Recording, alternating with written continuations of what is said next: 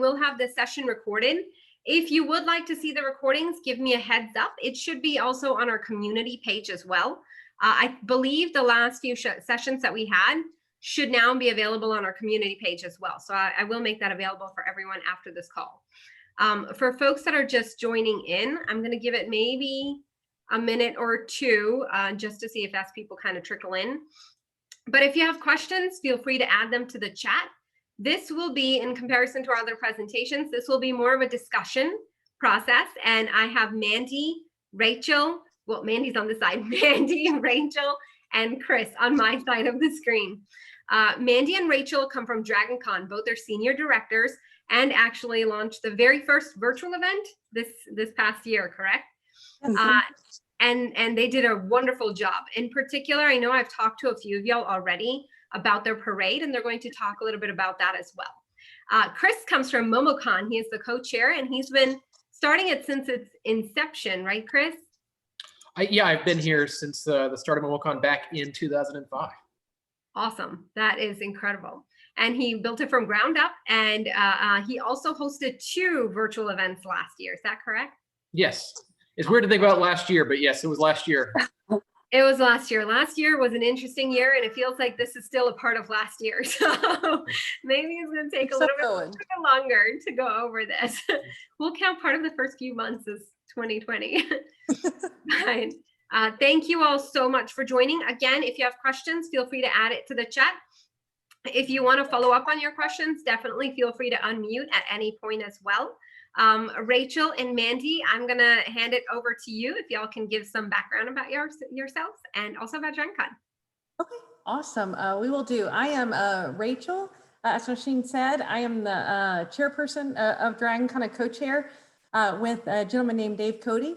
My primary responsibilities outside of just the operations is I focus on guests, as far as booking guests, getting them here, working with the programming team to program them, as well as all things media. So social media, website, photography, everything in the media umbrella also falls under me. Mandy, do you want to intro yourself and kind of your responsibilities? Sure. I'm Mandy Collier, and I'm more the finance end, and I work directly with our vendors, comics. It's how I got to know these fabulous Event Any people so well, because of the product they had was just really extremely awesome. But I work with contracts and negotiations. People always ask me, do I get to dress up for my job like a stormtrooper or something? I do not. No. True story. So that's the two of us in a nutshell. Dragon Con, I think that Nosheen's probably done a great job. It sounds like, talking about us and their partnership with us. For folks that don't know, our quick kind of explanation is Dragon Con's an internationally known pop culture event. We take place over Labor Day weekend in Atlanta, Georgia. One of our biggest things is we're organized for the fans, by the fans. That's something that we believe strongly sets us aside. We are not kind of a corporate run event. We actually look at ourselves as a family and fans that are driving the bus. We feature about 3,500 hours of programming in a normal year when we have an in-person event over 5 days. We are a little different than we don't take place in a traditional convention center. We actually take place in 5 host hotels in the center of downtown Atlanta, as well as 2 buildings of America's Mart. So it does give the event a very different feel. In 2019, we welcomed about 85,000 unique attendees, and that was pretty in line with our growth rate, which is generally between 10 and 15% each year. And it's kind of exactly where we like to be at. We don't like to grow too quickly because, well, that's already a lot of people and things like that. So that is kind of us pre-Dragon Con goes virtual and leads us to what we did. So last year, we ultimately made the decision to cancel our in-person event in early July, which provided us just shy of 2 months to build Dragon Con Goes Virtual, which for us was presented over our normal event dates. So we did take advantage of really the time. We looked at it as a time to kind of thank our fans, to give them some light in what we consider to be a very dark time with the pandemic and not being able to see and hug each other and all that sorts of things. That's the way that we created our event. I know a lot of other online virtual events are doing it a little differently. Some are scheduling it over time and things like that. But we really wanted to kind of put a foothold on our dates and give our fans an experience that was as reflective as possible of our normal in-person events. I will say just the biggest thing I think that sets us apart from people and that really made DragonCon Goes Virtual come to life was our people. If you ever hear me speak, it's what I speak about most. Our people's passion and commitment is just unparalleled.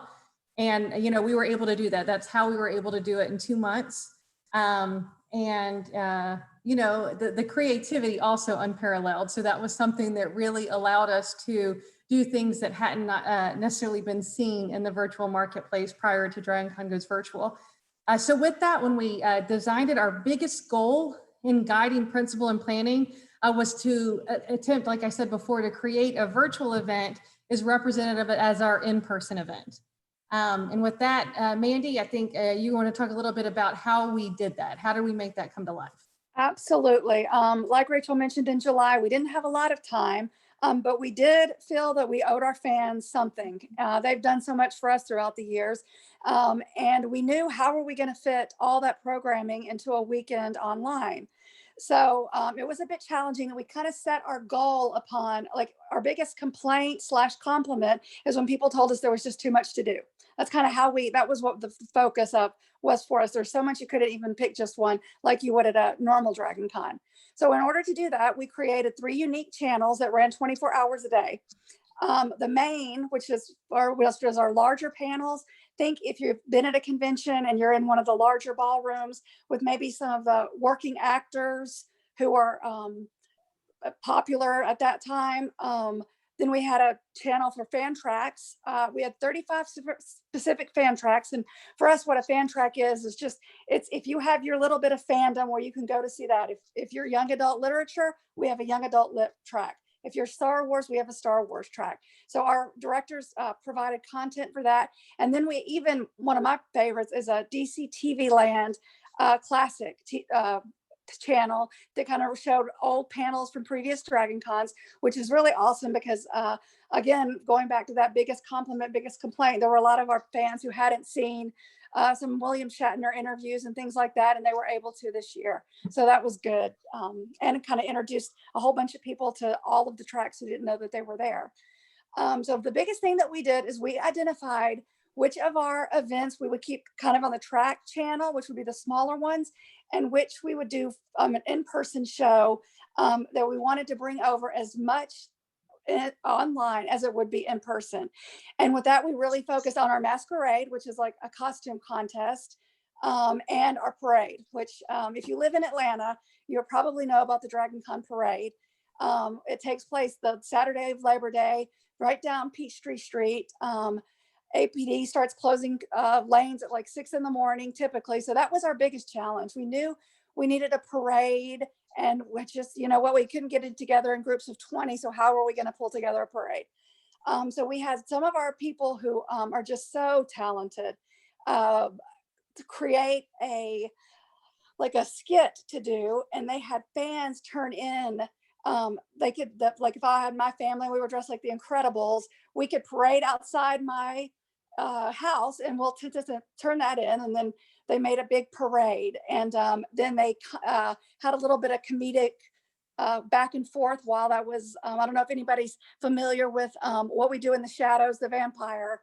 So I guess it was a soap opera, but that's kind of what we went through with that. And then they just showed this different parts of the parade.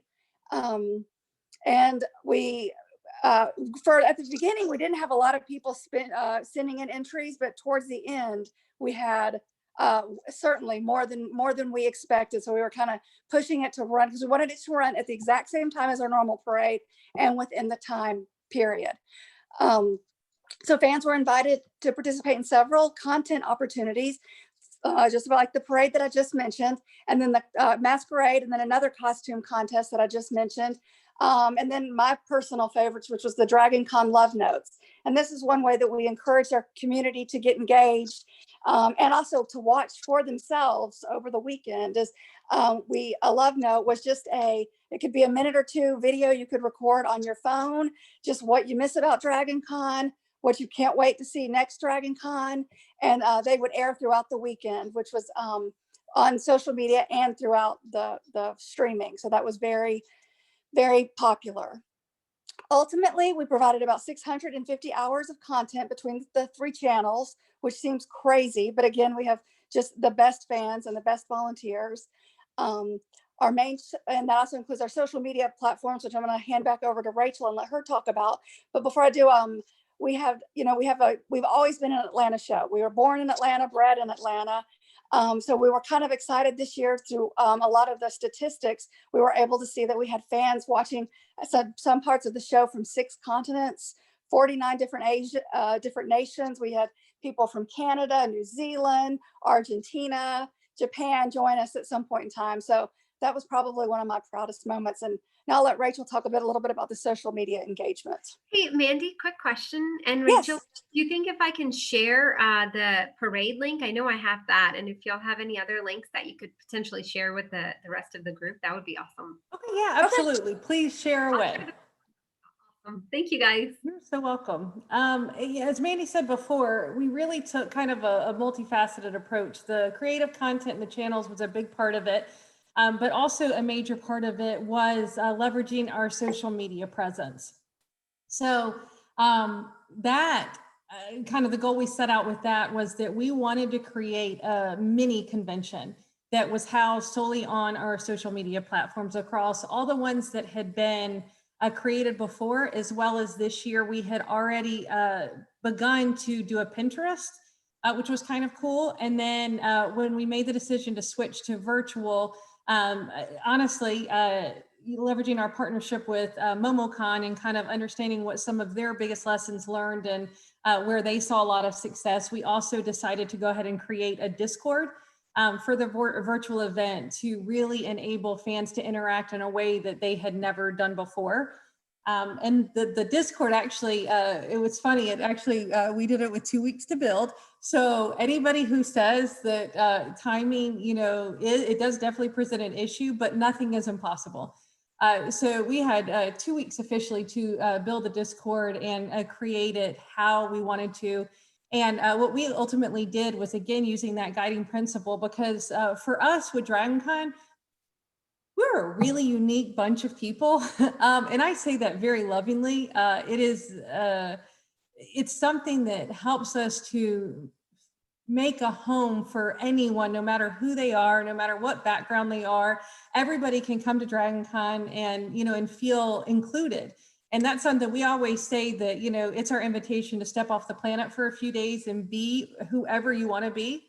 And so, with that, we set out to that goal of creating, something similar to the in-person show. So how we actually built the Discord server was reflective of the actual in-person show. So we broke it down by, it blew my mind once the team got done with it, to be perfectly honest. It was broken down by hotels. So anybody who attended a DragonCon before kind of knew like where, British media track was, they could go to that hotel and interact with the Brit track. They could go to the America's Mart and interact with the vendor hall. All of the vendors were on there to be able to answer questions and things like that. One of my favorite things too is we took the opportunity, for my OCD, it was a little overwhelming, but the fans really loved it, that we created these lobbies and bars within the infrastructure as well, which were actually voice channels. And I had never been on Discord prior to this, so there was a very big learning curve for me. But it was so neat because it actually gave the vibe that you were sitting in a bar, like all these people are being able to talk over a voice channel and have these conversations that they would have normally had at the DragonCon Pulse bar we had one for Trader Vic's, all sorts of things, still very representative of what the event is, but giving our fans an opportunity to, as close as possible, feel like they were at a DragonCon. So for us, that is kind of the strategy we used. It was overwhelmingly well received. We actually, by the end of the week, had over 40,000 conversations occur over our Discord channel. So people were involved, people were posting. All across, we had channels that, you know, were in line with the content that was going on. So they could be watching the content on our streaming channels and interacting and commenting and, you know, talking about it with their friends, whether, you know, new or old, and all those kind of things. So that was a huge win for us. We definitely overshot our goals there. We had hoped to have by the end of the weekend about 3,000 or 4,000 people join, because Discord is a bit of a unique social media platform in that most people are a bit hesitant to use it unless they're familiar with it, and like maybe they're in gaming, because it's a heavy gaming communication tool. So we actually doubled what we were hoping for, and we had a little over 7,000 active users throughout the weekend that were taking part. So that was a big win for us. We used the same strategy around involvement, even there, where we ran something called the House Cup. Our people are very legacy driven with their hotels and very own what hotels they stay in and belong to. So we actually hosted a House Cup where each hotel got points for involvement in all sorts of different things. And ultimately the Sheraton ended up winning, which is pretty funny because it is the smallest of our host hotels. But they do have a very passionate, involved group of followers. So things like that, just looking at ways that we could stay in line with the DragonCon brand, as well as just ways to involve your fans, even if they seemed really silly or small. And overwhelmingly, they were very well received. We also obviously took advantage of our other social media platforms. Facebook was running content throughout the whole weekend. Instagram was a big thing because we had a young audience, you know, our younger audience was definitely involved. We did contests every day. So one of the things in the media groups of DragonCon is we do have DragonCon TV, which was a huge advantage for us. They actually have their own brand, and it's something that our fans are used to every year. And in parts of that, we made sure to bring into the virtual event, like the skits and the humor, as well as obviously the content and things like that. And then on the social side, it was the same thing, is how do we include those? We did music videos, things like that, that the fans come to expect.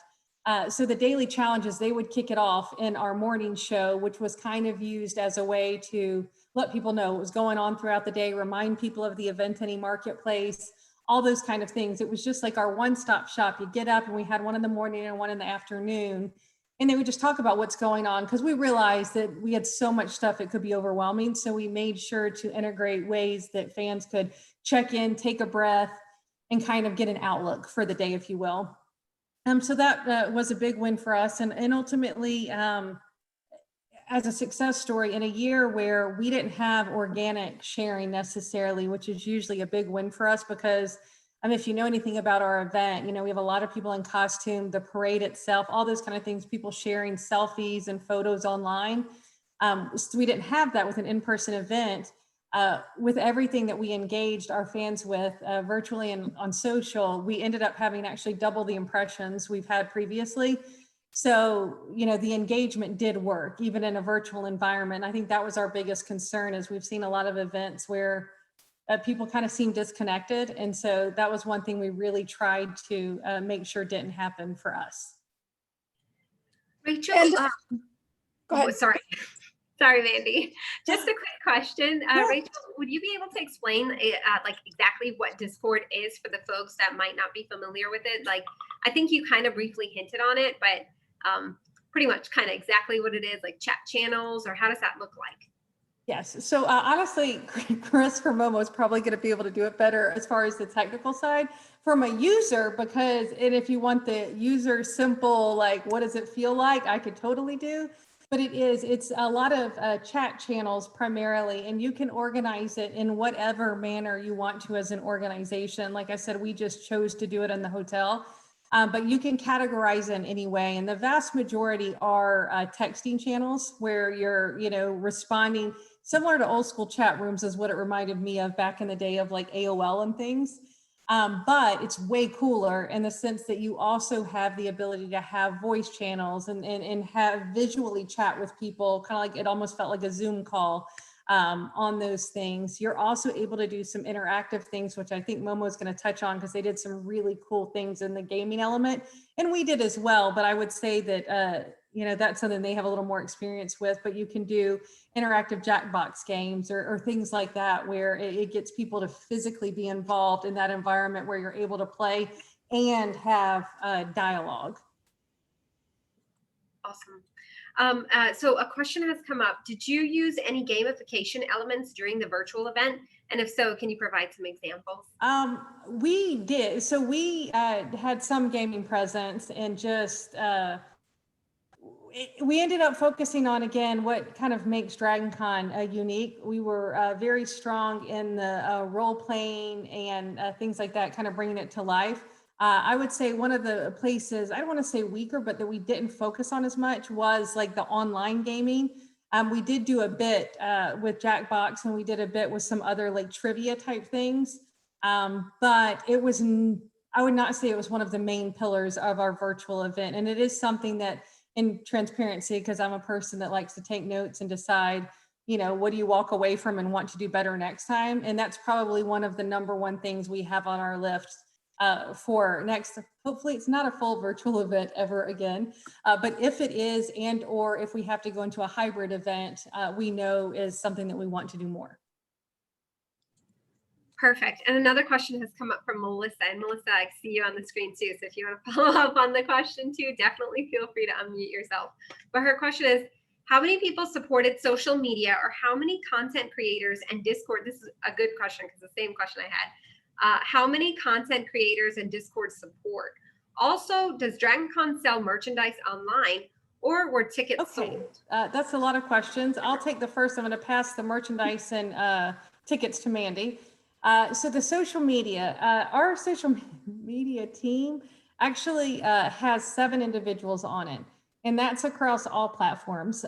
We are looking at a reorganization to better support the thought that we're going to take the best of virtual and move it forward with us, even when we're able to resume in-person events. So I would anticipate that we're going to see that increase a bit.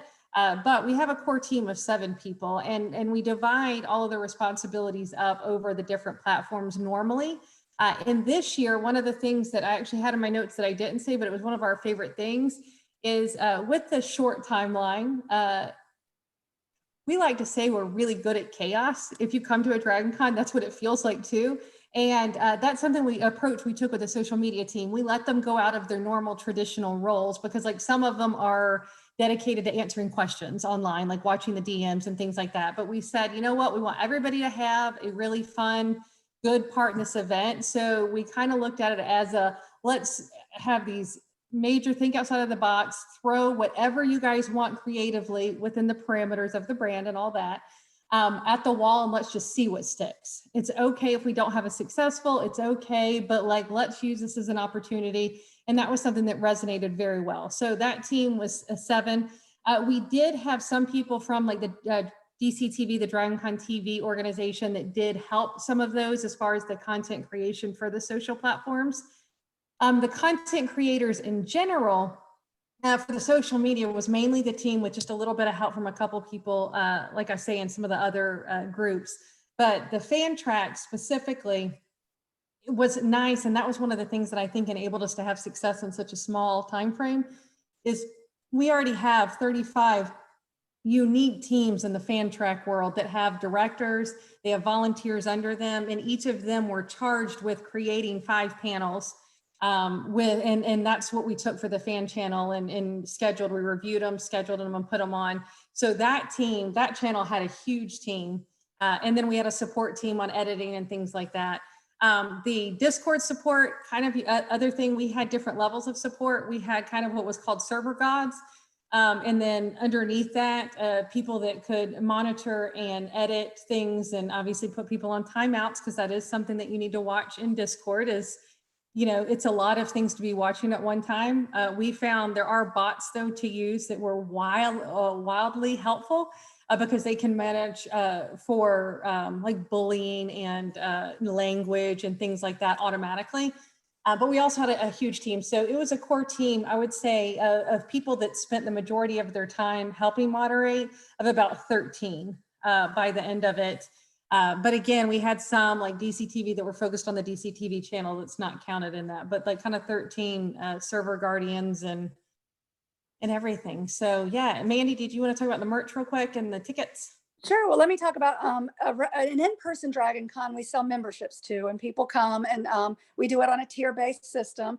And we had a lot of discussion when we decided to go virtual, and we knew we couldn't meet in person. Do we charge? What does it look like? We felt, as a goodwill to our fans, we would not charge for this year. That any content that they got, that we would put out there for free. Now, we did order quite a bit of merchandise, which sold very well, especially anything that was branded with the Dragon Con Goes Virtual, or we had a t-shirt that said hashtag Dragon Con Fam, because people were really wanting to support that and get that kind of one-of-a-kind merchandise. We also, and this is, before I hand it back to you, Rachel, Event Any, we use their platform for our vendor hall, our comics artist alley, and our art show. And that's something one of the things we're kind of famous for. And one thing that we noticed early on is our vendors and our artists were hit right out of the gate as soon as COVID came. Ren festivals stopped working. A lot of them weren't able to get any kind of business. And I just can't even say how big of a win it was. We were able to brand it where we had the vendors together, comics artists together, and then the art show together. And they were able to load their things on to Event Any. They can carry it over, because a lot of our vendors are Momo vendors as well, so they don't have to recreate the wheel each time they do it. And so we saw this. I mean, that was such a big win that we've even had discussion about. My fingers and toes are crossed that we can be back together in 2021, because I cannot handle this social distancing much longer. But even if we are back together, still keeping a virtual element for people who don't like crowds, or to even further support our vendors. And I'll let Rachel kind of tell you, if you want to talk about how we marketed that with the social and the website. I have a quick question. Sorry, I do have a quick question. Yeah. With your merchandise, was that then also listed on EventMe? And then were you guys like a commission based? Like, did Dragon Con, does it usually make commissions off like your merchandise and your artists and all that? We did have a store. We had a Dragon Con store on Event Any. It did very well. And we also have merchandise on our website. We don't make commissions. We sell vendor space. Like, so if an artist wants a table, they can buy a table at the show. And what we allowed, anybody who didn't refund, who rolled over to 2021, was able to participate with Event Any in the Event Any marketplace. So that's how we decided who could participate and who couldn't. Okay, thank you. That's a great question. And then I think you also had the question of TikTok. Really quick, it was not included this year, but oddly enough, we are so in love with it now that we're about to kick off whatever the sea shanty thing, because we do definitely want to still stay engaged and relevant, and what all the cool kids are doing is what I say, because I also have a 17-year-old daughter that I have to listen to TikToks constantly. But no, it was not included in the show. It was just something we felt like we had already done a lot with the Pinterest that's more geared at cosplayers specifically, and and sharing knowledge there. And then we were taking on Discord, and TikTok just felt like we were gilding the lily if we went that way. But we're doing it now because it is just such a cool platform.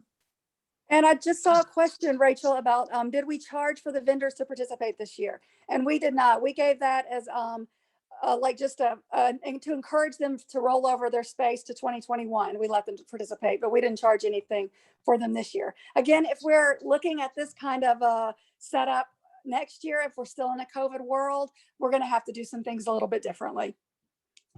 We definitely took the opportunity last year to really look at it as a thank you, and even went so far as when we did the official announcement, even with fans, we offered them refunds, but we encouraged them not to do the refunds by allowing them to roll over and receive a 2020 badge, their lanyard, and a face mask. So it's kind of cool. And we actually had a 94% take rate at rolling over. So with all that, we were able to do a show where it feels very odd, where the complete focus was absolutely against revenue generation. To be honest, it was really about giving back. But to Mandy's point, that obviously can't continue necessarily. And we hope that that's not even a need, but you don't know. So real quick, because I do want to wrap it up on our side, because I know Chris has a lot of really cool things to also go over kind of on the Momo world, but I know Nasheen, you asked specifically that we touch on branding and promotion and how we drove people to the marketplace specifically and just in general. And for us, one of the biggest tools that we found that fans really gravitated towards is we realized very quickly that there was going to be so much going on in so many different places that we needed to centralize it. So we changed our front page on the website to be kind of the hub, if you will, of DragonCon Goes Virtual. And so it had displays of everything you could possibly need, from the big stuff with the content and the channels to we separately listed, Mandy mentioned earlier, the vendor hall, the artist alley, and the art show, because we have found, if I could say that what was a quick win is that, because while it was all together in Eventini and you could sort them out, we found our people wouldn't necessarily think there was a comic artist alley if we didn't call it out. So that was something we did, even though it was the same thing, honestly, and the buttons all led to the same thing except a search. We still did do it separately so that if somebody was a fan of the art show, they could go to the website and be like, I want to go to the virtual art show, and it was able to get them there. Mandy, you want to talk about the communication real quick? Yeah, also, again, what Rachel talked about, we made a strategic decision when we used the social platforms and with the rebranding of the website for the weekend, that we would send out communication every day or at least every other day during the show and up to highlighting it. And we would do contests. Sometimes we gave away virtual gift cards to be used, or baby dragons or things like that. We would highlight the specific areas that we wanted to be shown in the virtual show, kind of our best of. I think earlier I mentioned the William Shatner panel was very popular. Everybody kind of wanted to see that. And then we kind of scheduled our promotions in the virtual marketplace around that. And again, I think because we mirrored it with what we did on social media, with the emails, like we definitely had a plan, and it may have seemed like, you know, everything was going on all at once, but it was actually strategic in the way it was done. And I think our fans were very receptive to that. I think the last point for us, thank goodness, was the content side of things and how we organize and promote it. And the biggest thing is the content was housed in several locations because we thought that strategically worked better, because we've learned that our fans like to digest information from different sources. So we had it on our website. We did do a lot on YouTube and social media. We also had Roku channels reflective of the 3 primary channels, all that. And as a really cool feature that we didn't know we were going to have was we also had the Eventini players going on the Eventini marketplace, which was super neat. When we first started talking about it, it was kind of a dream of this idea that you'd be able to watch the content while you're shopping. And of course, should not be surprised at all because the team is amazing. They made that happen. So fans were able to consume it in all those different places. So it really did, I think, help us with getting as many eyes on it as possible, which at the end of the weekend, we had our content accessed over 600,000 times. And you know that the challenge with it, however, was that when you have that many places, detailed reporting is about null. It's very difficult to do. We could do some high level because we primarily use Vimeo, but when you got down to specifics that we wanted to see, like per panel and things like that, it got really, really messy. So, you know, that wasn't fun at all. But I will, my final statement on the content is I would be remiss if I didn't mention the Eventini role and their players in our actual event. So one of the biggest things was that upgrade it wasn't a surprise, but it was something that had not been committed like originally when we were just looking at the marketplace. And it was them that really wanted to give the user experience something even better. So they created the stream, being able to see the stream while it was in the marketplace, and this super duper fancy schedule with a little red line that came, I think, even as a request of our fans, because it was hard with so many panels to be like, it's 1 o'clock, what's going on? It's 2 o'clock and all that kind of stuff. So it's a really cool user experience. And we got a lot of compliments on that, and we were super proud of it and super happy with it.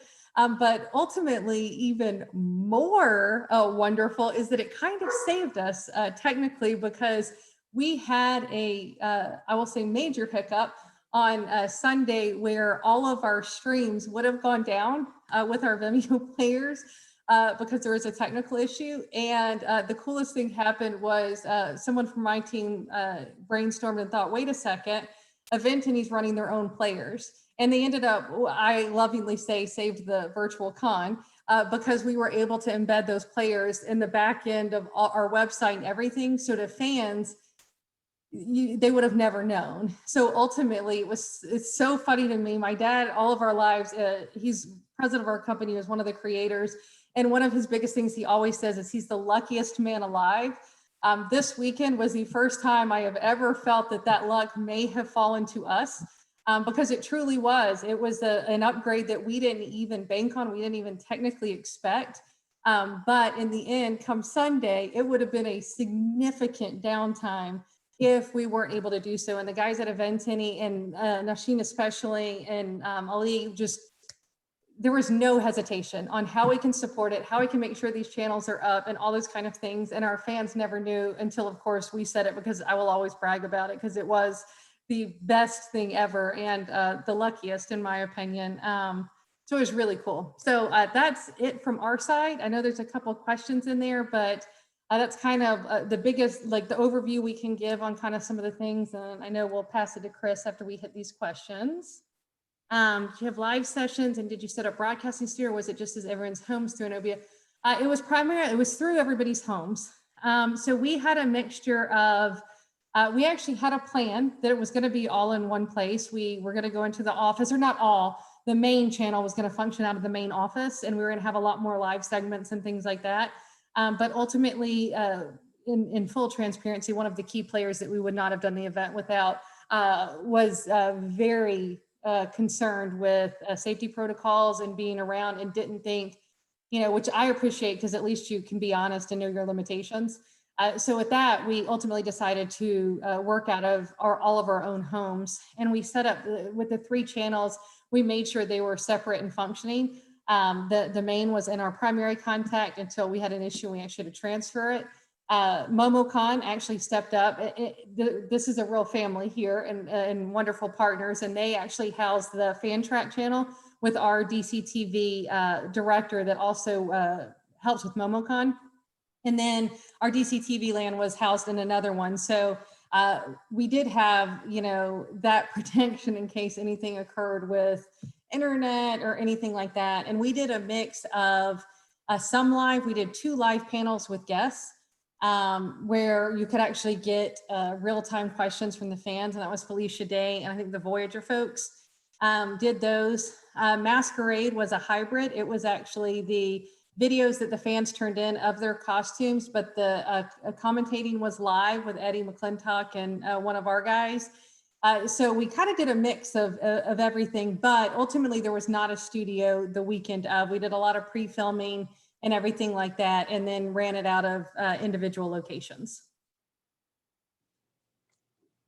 And that's it for me. I will shut up. Well, I guess I could go ahead and kind of jump in here. I'll introduce myself to the group. I'm Chris Stuckey. I'm the organizer for MomoCon. Similar to the same terminology that Rachel used, I'm the co-chair for MomoCon. The other co-chair is my wife, who actually founded MomoCon back in 2004, and the first year was in 2005. So MomoCon's been around for a while. Started at the Georgia Tech campus. It celebrated Japanese animation and also video games as a broader category since day one back in 2005. We were a free event for a long time because we were on a college campus and we were able to have the space subsidized. We didn't have to worry about a lot of expenses and things. And we were able to continue to grow. And then we moved to the hotels that DragonCon used. Actually, first off-campus hotels was the Marriott Marquis, and then the Hilton Atlanta, and then the Marriott and the Hilton, and then we moved to the Georgia World Congress Center. So since 2015, we've actually been in the convention center. And since 2014, we've actually live streamed 3 and now 5 of our main panel rooms on Twitch, which was the gaming streaming platform. So we've actually done streaming before, but it wasn't in any way interactive like what we did in May. So jumping back to 2020, obviously we were monitoring everything going down. You know, I started having concerns in January. I remember January 7th, I reached out to our insurance broker trying to get insurance for cancellation, and it was already too late by January 7th. Couldn't even get cancellation insurance then. You know, I felt pretty early on the curve for COVID, but apparently not. And then we started kind of thinking about, well, I mean, it could be better. Maybe it'll hit, but it'll be better by May. It's kind of the thought in January, right? So we didn't really have a chance to plan the virtual thing until we made the final decision to cancel in late March, early April timeframe. And so we did cancel then, and we had to turn around a virtual event for our May event, Memorial Day weekend, in about a month and a half. And there's not really a roadmap for this because there wasn't really, at the time, there weren't really any other events that took place online. You know, nothing like this, at least. And so we kind of had to formulate quickly and from the ground up. We were not the first live stream event, but we were probably one of the first live stream events to take place because of COVID. And Event Any was a partner there initially as well, because we initially didn't have more than a plan to link to the vendor stores and the marketplace. But Event Any also, you know, was caught off guard by COVID, but instead of like surrendering to it, decided to innovate and make changes to the platform pretty much immediately. So Event Any was there from the start and was able to accommodate an actual virtual marketplace. I mean, they were already working on a marketplace, but now it was available for virtual sales and things. And so that was an option that came together relatively shortly before the May event took live streaming. And while they were developing the live streaming that was a part of Event Any at the time, we were already making the decision to use Twitch because, as I mentioned before, we've used Twitch to broadcast our show for many years. So we already had a place that people would go to watch a virtual presentation of MomoCon. But then the big question was like, how do we get our stuff together? And so we ended up making the decision to have live events more than pre-recorded events. And what we've seen is more people have offered pre-records than live. We had a small mixture, but I'd say it was 70-30 on live pre-record for our May event. In part, we didn't have as much time to pre-record, and so we had to do it live. And, you know, a lot of celebrity guests that we had were, you know, cautious about doing anything live, to say the least, because for celebrities, there's potential, you know, reputation damage, which did happen actually to some celebrities who had a live stream event for nothing that we did, but another event made some kind of comment that seemed innocuous at the time, but the internet, you know, just blew it up. And so, you know, certainly I can understand why virtual content can be difficult, or for live virtual content can be difficult. But we managed to do it on 2 channels at the same time. And so we did production on 2 simultaneous Twitch channels at the same time. So we would actually have live stuff going against each other. And the way we presented that was most of the second channel was actually some of our fan track submissions. Like DragonCon had fan submissions. Well, this was fan submissions as well. And a lot of those were actually pre-recorded. That was where more than 30% of the programming was pre-recorded. And that was submitted by our panelists. And these are not celebrities. These are just you and I. Somebody is a big fan of something. They put together a presentation on it. And but what we asked them to do was to get on the Twitch channel to interact and answer questions live. So even if the broadcast wasn't live, people could answer the questions live, because, you know, that's the whole point of a lot of these fan track things, is interaction, both between fans and between the fan and the person presenting. And we wanted to make sure to provide that opportunity. And so we really heavily encouraged our panelists to participate in the chat rooms alongside of the pre-recorded sessions as much as possible. We even had the opportunity to recruit some Japanese guests, which would sometimes harder to do because obviously from Japan, they would have to fly over, and a lot of times they can't take away from work. So we had an opportunity to get some guests that were otherwise difficult to get to be the physical event. And they did some live panels with us and stuff like that. But we also, because of our anime and gaming nature, Discord was more natural for us. And I want to explain Discord in a slightly different way, because I know it was brought up before. For those that don't know Discord, it's very much like Slack. For those that have used Slack for work programs and things of that nature, it's almost identical except for the theming. But Discord has added a few new features over COVID, such as allowing people to live stream to people on Discord. So I could live stream a gaming session to the 30 people on Discord or something like that, directly to Discord. And they've made some other things like that. And we use Discord to organize our gaming sessions because it's a chat room first and foremost. And so people would get together and organize a game, a very popular game like Among Us, which required 8 players or more to get together. And then it's kind of what in the industry is called a hidden identity game. Somebody is the bad guy, but you don't know who that is. You have to find out who it is before they kill you, kind of thing. And so that's best played when you get to have some stake in knowing who the people are they're playing that with you, right? So Discord allowed these kind of games and more traditional tabletop Dungeons and Dragons games to be organized in a way. But obviously you guys probably watching here aren't going to be doing D&D games with your audience.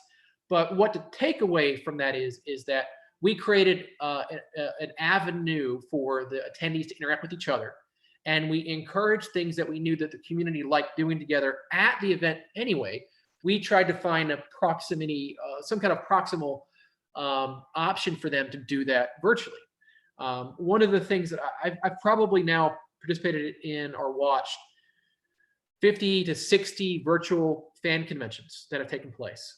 And a vast majority of the later ones especially were all pre-recorded, but the biggest problem is most of them didn't have any interactive functions. They didn't do anything that allowed the attendees to engage with each other. It's something that DragonCon did, it's something that we did for MomoCon. And I think it's something that is part of the biggest value as an event that we provide to the event attendee, whether that's a fan event or whether that's a more traditional festival or anything like that. It's part of about the experience. And if you just present a webinar, that's not much of an experience for them.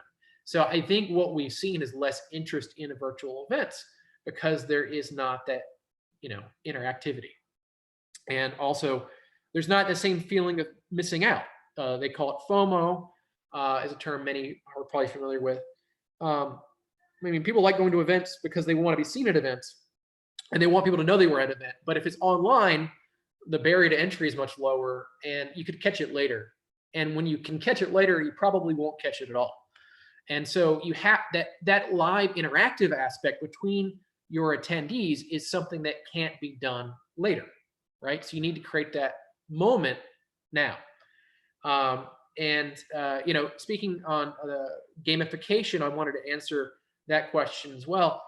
So DragonCon actually did do gamification in a sense on Discord, but not in the tabletop gaming way. The gamification was in actually something else that Rachel mentioned, which is the hotel contest. So it was a way to encourage people to chat in the different communities, and they would help decide the winning hotel. She already mentioned that, but that was an effective gamification which came about from a conversation that the Discord organizers and I have had, because that was done because that was something that was a way to get the attendees to get more invested in communicating.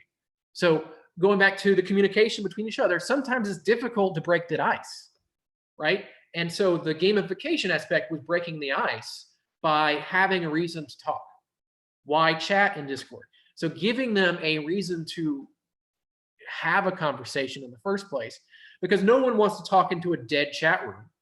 And so if no one's talking, then no one's going to talk. So you have to facilitate that in some way. And then for DragonCon, that was in part done with the housing contest and a few other Discords that created a unique engagement vertical, if you will, like a meme posting, channel and other channels. And we did a very similar thing. You create a reason that makes sense for your audience to have a communication, to have a conversation about whatever it is. So, even the vendors really appreciated having a channel to talk about the vendor stuff and the sales that were going on. They wanted a chance to talk to attendees as well, because the event entity marketplace is great, but it doesn't really allow the buyer to talk to the seller.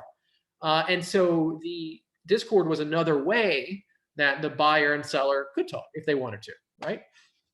And so a lot of our vendors use it. I noticed that for DragonCon as well. The vendors appreciated a chance to interact and talk with the attendees as well. Because I mean, again, most of these people are used to going from show to show to show, and they're talking to their customer, and that experience is gone in a virtual environment for them. So I understand that every audience is going to be a little bit different. I see the comment about the craft fair, and the idea is if there's no one talking, no one's going to talk. So how do you facilitate that? And so I can't answer it so broadly. For DragonCon, the way was making something that made sense for the DragonCon audience. For MomoCon, it was making sense for the MomoCon audience. Us was running games and encouraging the chat in those games. And we had scheduled game times on the Event Any schedule. We had our programming in 2 channels and then the gaming schedule. And that helped also encourage people to talk at a given time because they were trying to organize with each other. And for you guys watching and maybe watching later on, there's probably something about your event that's unique to the culture of your event that you can look to try to replicate online to some degree. And again, it's going to vary from different types of an event. You know, some of them may not work, but I mean, every event that I've ever been to had some kind of attendee culture that was a part of it. And if nothing else, there was some kind of marquee event that brought in the most interest. And there's a way to bring that event to form with the help of Event.any and the live streaming. And I think that's kind of a consideration here, because what you're ultimately looking at is what stakeholders for your event are interested and able to participate in the first place, because you're not going to get everybody. You know, and certainly for DragonCon and for MomoCon, we were able to get an audience that doesn't normally physically attend the event. But, you know, that may not be as the case for a regional craft show. You know, it may be harder for you to reach somebody in Japan because they're not going to have heard about you because you didn't have much name recognition outside of your region. And that's, you know, completely fair. It's just a different environment, a different world. But there's definitely something that your audience, whether it's regional or not, cares about. And finding what that is, even if you have to survey them in advance. What do you care about? What can we do? And I think that is going to be one of your biggest drivers for participation, because a passive broadcast is just not working so well. The marketplace, you know, funny enough, I do a lot of our marketing as well, and for our mailing list links, we had different categories of the online events. We had watch live on our Twitch channel link. We had the link to the Event.any vendor marketplace link. We had the gaming Discord link. We had the other social media channels linked. And the thing that was the most popular clicked link by far was the vendor marketplace. And everybody here pretty much works with vendors. So you already have something that people do want to participate in. And it is your vendor marketplace, and your vendors are something that people really want to see. And it might be worthwhile to try to figure out a way to involve the vendors more in your online virtual event, even if that is maybe the vendors could do something of a showcase. If it's an artist, maybe they could do an art showcase where they're talking to people, and it's a soft pitch for their own business, but it's a way that they can interact with their audience. And it's a way that the audience can interact with them, and it has a way to participate. You know, it's a communication tool. And I think that is something that everybody can work with here in the event world is the vendors, and then build out from there. Let's see, was there any other questions? Oh, I could talk a little bit about the technical stuff real quick, which is since I was very involved in the technical aspect, we did 2 events, as we mentioned early on. The May event was done more quickly. And that was done through recording a Zoom call, much like what we're in right now, and taking it and using OBS, online broadcasting software, which is I'll add a tutorial link to the chat too for folks. So thanks, Chris. We used OBS, and in OBS you can crop the Zoom window, so we were able to take the Zoom window and take each frame and then make a virtual presentation so it doesn't look like a Zoom call as much. And we were able to make the live panels and content. And that was okay. I mean, a way of doing it. But Zoom doesn't give you a lot of control. And the quality of the video, as you guys can tell, is not always the best. We learned in part because of DragonCon. For the second event, we ended up using something called StreamYard, which is a more premium, conference software like Zoom, higher video quality, and you as the organizer have more control over what's on the screen and the design of the screen. And we used that as opposed to Zoom, and it looked better. It just looked higher quality. And instead of OBS, OBS has some advantages. Number one, it's free. But OBS does have some limitations that are not available, some things that aren't an option that we wanted to include. And we actually ended up moving to a paid streaming software. And it's kind of expensive, I'll be honest, but we ended up moving to that in part because of the fact that it gave us more control than OBS was over some things, basically, is really what it comes down to. And the vMix is what it's called. It's vMix. Sorry, I didn't mention it by name before. VMIX, if you're curious. And it does cost a bit. I don't know for most people here if that really necessitates a purchase, honestly. There were specifically some scrolling chat features and the ability to pull in some text from some places that was a little bit better to do in vMix than it was in OBS. We I guess, found more value in that for what we were doing in the second event in December. We decided to attempt to go after a new audience versus just our existing audience. And so for the second event, we decided to go with an online charity event that was fundraising for Feeding America. Feeding America supports food banks across the entire US. And we were able to raise about $7,000 for Feeding America, which was not our goal, but it was still a nice sizable amount because every dollar provided to Feeding America provides 10 meals to food banks across the country, which is really incredible power. So if you think about it, that's 70,000 meals. So we felt pretty good about being able to provide 70,000 meals. But we wanted to do a charity event because it was a reason to tune in. It would create that moment of missing out.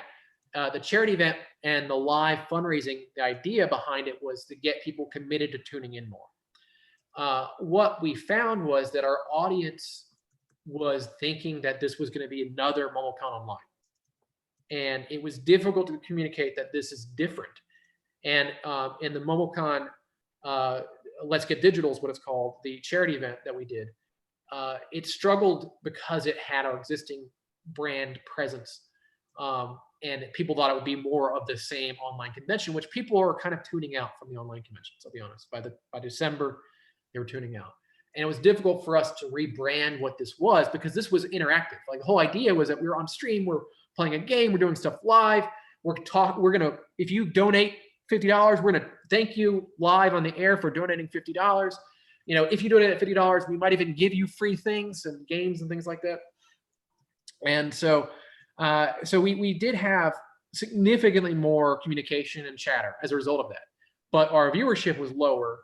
And I think that the possibility was the branding issue and people kind of already giving up on some of the idea of virtual events. And I just think it was difficult to get past the noise. And I think if we had to do over again, I would probably have done an event not under the MomoCon name, but still done a charity event to get something done. And we had a virtual marketplace for that one as well, because we wanted to support the vendors who have been struggling. And it did well. The vendors still sold several $1,000s of stuff. So that was it was still a nice opportunity for vendors, and they appreciated it. We did not charge in either case, as long as they had been a vendor with us in the past, basically. And we didn't have a paid option, to be honest, but the idea was we were promoting it to people that had been with us in the past, because we wanted to support them because they've supported us by not requiring and knocking at our door all the time, asking for refunds and things like that. So we wanted to, pay it forward. I can keep going on, but I'll answer the last question here that I see, which is the virtual or hybrid. So it's unknown how the rest of the year is going to pan out. And I would say that we've already been doing a bit of a hybrid when it comes to broadcasting Twitch. What would probably change for us is to have more interaction with the stream and vice versa. So if we had an in-person event, maybe encourage communication in the live feed of that to ask questions and then have somebody involved in sending those questions to our moderator and things like that. And we brought together and put together a Discord server just before the virtual event. We didn't have one before that. And we would probably incorporate more Discord usage as a communication tool for the attendees as they're spread out over the event. Those are two factors I think that we picked up that would take place during the next live event as well. So we would change it in that way. Again, I could go on and on and on about lots of things, but I want to be fair to everybody's time here because I know we're at 2 o'clock. And I'm happy to answer questions. And feel free to email me at chris@momocon.com if there are questions. I'm happy to answer any of that kind of stuff. And I went ahead and added your email to the chat as well, just in case. And I know it's already 2. So for those folks that are planning to leave, definitely the session is recorded, so you can always watch it. It should be on our community page. DragonCon folks, I think y'all are still left to answer that question for Lorraine about if y'all are planning hybrid, virtual, or live for in-person shows. So I'll let you answer that, and then we'll close off. We don't know. I wish we had a better answer. So the way that we're planning now, in full transparency, is we're planning for an event. We think, though, looking at all the factors, that it's most likely going to have to be a much smaller event than we're accustomed to, even in a best case scenario, between government regulations, CDC recommendations, and just our venues. So we are planning for a smaller show. So we've gone ahead and started the planning process of having an in-person event, encouraging our directors and everybody to use some strategy around prioritizing in the event that we have to cut our programming and, you know, all those kind of things. And we are looking at kind of the best of the virtual world to bring in, whether it's a hybrid or if we have to pivot, which we will hopefully do earlier than 2 months ahead. In the event that it looks like we're not able to have an event. But right now we have all hopes in the world. And, you know, watching I think the next 3 months is going to be pretty critical for us to understand what the vaccination rollout looks like, what all of the things kind of look like, and we're going to go from there. But fingers crossed, we are planning an in-person event, but realistically, no, it's not going to most likely look like 2019 or the several years prior. Perfect. Thank you guys so much. Thank you guys for taking the time out. I know y'all have really, really, really busy schedules. It means the world to all of us. I know that a lot of folks have taken some great ideas. Definitely feel free to reach out to them. They are such kind folks. I know them personally, and I know them through just the whole convention space altogether. DragonCon was like my first or second date with my husband. So that's something to note. MomoCon is something we regularly attend as well. So we are fans ourselves. So thank you so much again. Thanks guys for doing this for us. And thank you all so much for attending. Let us know if you have questions. I'll stay on. Until then, thank you all so much. Thank you so much. Bye. Bye guys. Bye. Bye. And Nasheen, we just wanted to let you know, you can share our emails as well if you do get any questions, or direct anybody our way that might have a DragonCon specific question. We're happy to help. You're amazing. Thank you so much. I will do that. Have a good one, y'all. Thank you so much. Bye. Bye. Bye.